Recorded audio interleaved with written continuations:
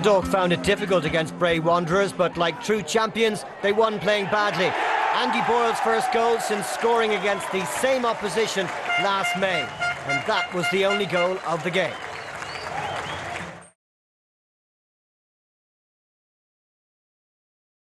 Shamrock Rovers were bidding for a third league win in a row, and they were handed the chance of taking an early lead. Referee Graham Kelly called for a foul by Craig Rodden on Gavin Brennan, and Gary McCabe converted the penalty kick. And the Hoops doubled their lead 3 minutes before the interval. Simon Madden crossed for Gary Shaw to net, the perfect way for the former Longford town man to celebrate his 24th birthday. The home side wrapped up the points and completed a miserable night for Sligo when good work from Dean Clark saw him centre for the unmarked McCabe to rise and head in his second goal of the game. It ended 3-0 in favour of Shamrock Rovers.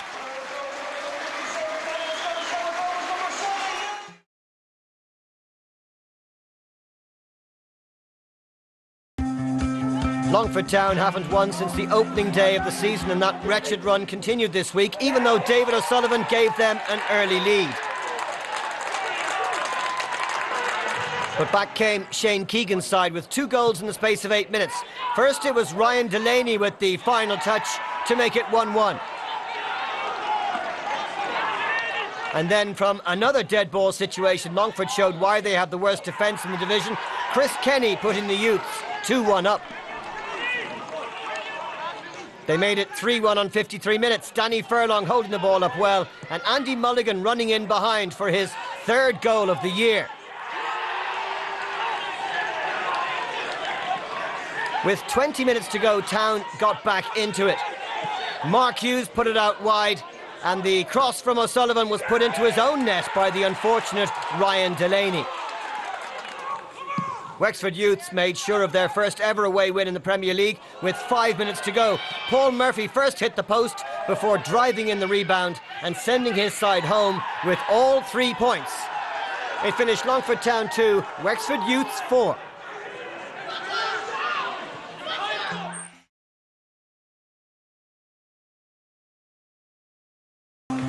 Cork grabbed what proved to be the only goal 2 minutes after the restart. Gavin Holohan released Sean Maguire, and he delivered the cross for Gary Buckley, who timed his run into the penalty area perfectly, and he could not miss from close range. It was a deserved lead for Cork. Bows ended with just 10 men after substitute Mark Quigley was sent off, dismissed on a straight red card from referee Rob Rogers for this reckless lunge on Carl Shepherd. Shot-shy Bows failed to score for the 6th game in a row in all competitions, much to the frustration of manager Keith Long, as they lost 1-0.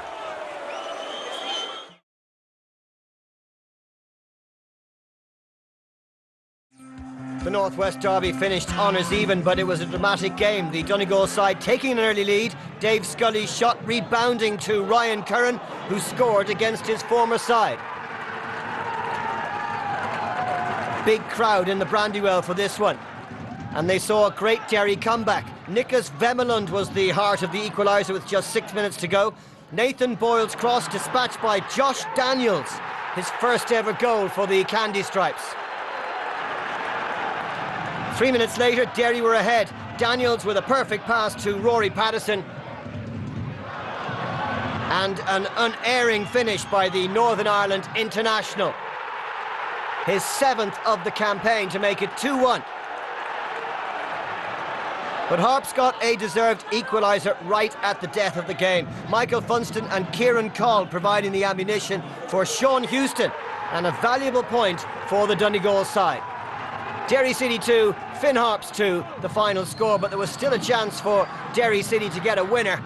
Vemelund's cross, Nathan Boyle with the inexplicable miss, inches away from getting all 3 points.